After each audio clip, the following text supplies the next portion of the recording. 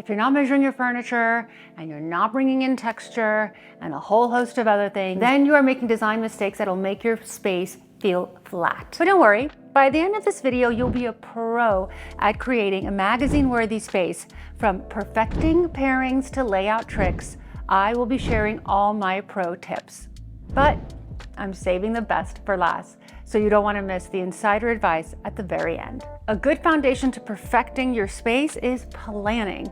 You must not, and I repeat, not go to any furniture stores of any kind without a room layout. And the reason is that what you think your room looks like or feels like in terms of size is not at all what it actually is.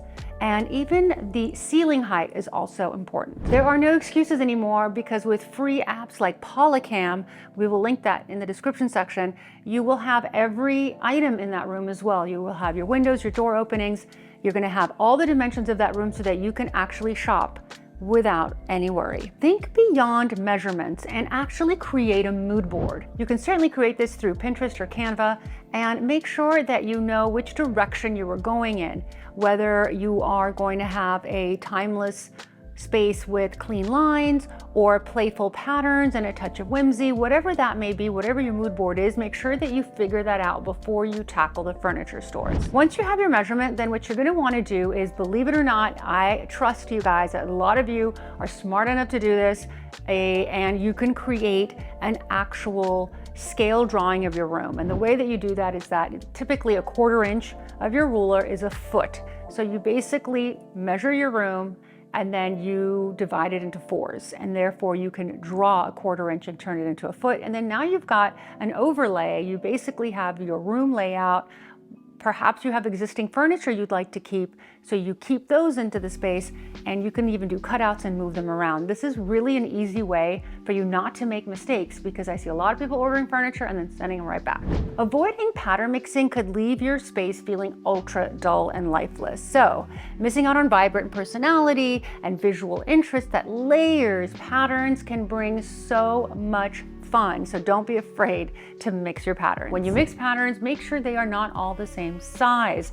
That is very, very important. Use large scale pattern styles as your dominant pattern, and then you can trickle in medium to small size patterns for accents. Look for cohesive colorways and geometric patterns that will lend themselves to be complementary motifs. Blend simple and complex patterns together. If you have an intricate pattern you want to splash across your living room or dining room, complement it with simple patterns that can provide variation and contrast without detracting from the aesthetic. Stick to no more than 3 distinct patterns. This is a rule of thirds as well, in your space to avoid visual overload. Creating a visual balance, mixing and matching patterns and colors can expand your design capabilities, but doing too much can overwhelm your space or your room. So mix in solid colors every so often to break up the lines and shape of your patterns. Also keep your patterns flowing throughout the entire room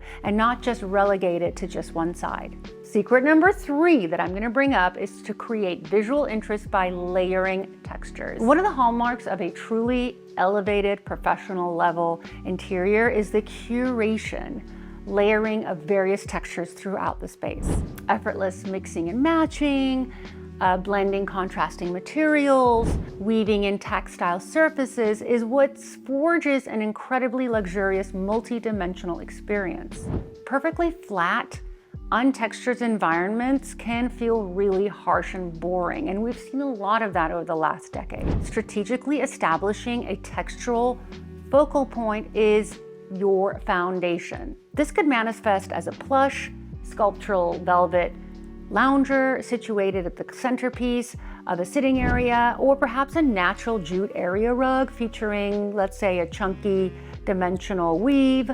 Anything that is going to have much texture to it is what's going to bring that much desired interest into the room. Next step is what all the pros are going to encourage you to do. Before we dive into that, I'm going to ask you to hit that subscribe button if you haven't already done so for a weekly dose of design and exclusive content. Secret number 4, And one of my favorite is to invest in large anchored pieces for your space. Let me tell you what I mean by that. What I'm talking about are statement sofas, iconic armchairs like the egg chair or the sofa that I have here, the Bellini. All of these large pieces will anchor your space and everything else will fall into place. Splurge on those timeless, well-constructed pieces that will really set the tone of the space. So speaking of amazing anchored pieces, let me tell you about a recent discovery from our sponsor today, Cheetah Living. They sent me this incredible leather chair, and let me tell you, I am obsessed.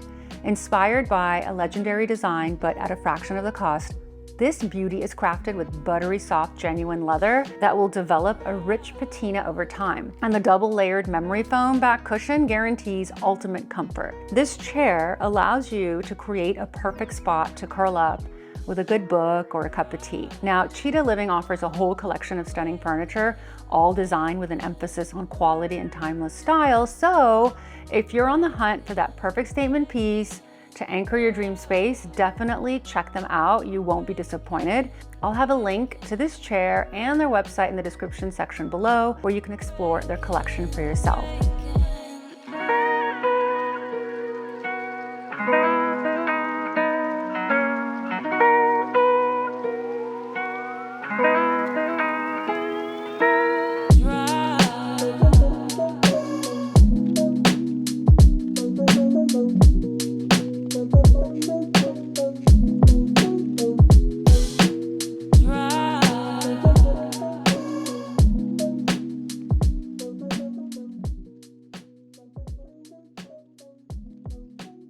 So if you are avoiding dark colors, you are making a mistake, because you're failing to bring in depth and the boldness that these colors bring into a space. Dark hues add a complete level of sophistication and richness that many homes now lack due to the fact that everything was white, white, white, white. So don't be afraid. They can even make a space feel surprisingly cozier and more intimate. Now, here's how to incorporate them like a pro. Start small.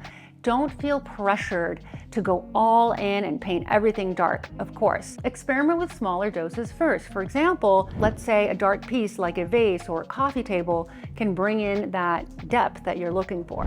So you also have to consider the light that comes into the space. If there's a room with ample lighting, then having dark pieces can actually work really well. While rooms with less natural light could benefit from lighter pieces with touches of dark accents. Next tip that I love, I love all these tips because I think they're so amazing, but this one is great.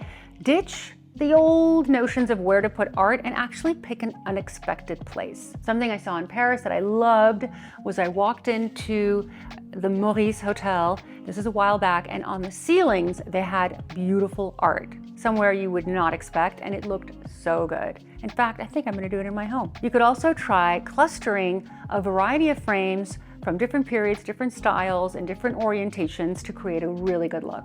This will allow you to showcase a variety of pieces, creating a visually cohesive display through a curated theme, or perhaps color, palette, or style. Make sure and explore different styles of these pieces. Paintings, whether they're prints, maybe they are in charcoal or oil or watercolor, whatever it may be, photography, and mix them together. Resist the urge of cramming art on every wall. I love wall art, obviously. I collect art, and as much as I want to have art on every wall, I have to refrain. So the power of refraining from over-decorating is also very, very important. Don't limit your art pieces to just 2D flat art.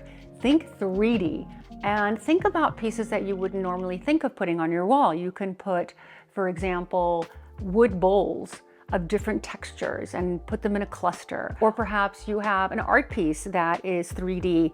Think about hanging those on the wall, and maybe even a surfboard if you're a surfer. So think outside of the box. Lastly, if you are overlooking the lighting in your home, you are missing probably one of the most important elements of interior design. Why do you say? Well, you are missing ambiance, you are missing warmth, you are missing an atmosphere that is going to create a feeling that cannot be duplicated unless the lighting is done properly. Harsh overhead lights drive me insane.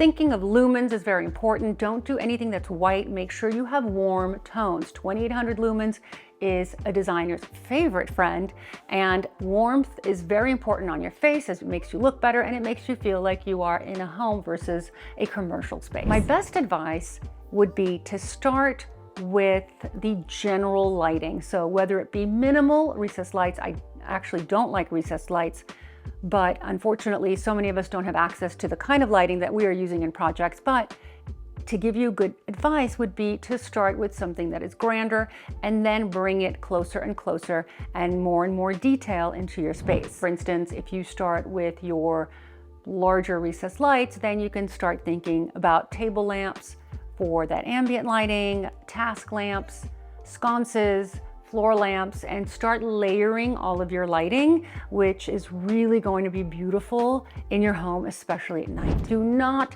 forget the most important thing.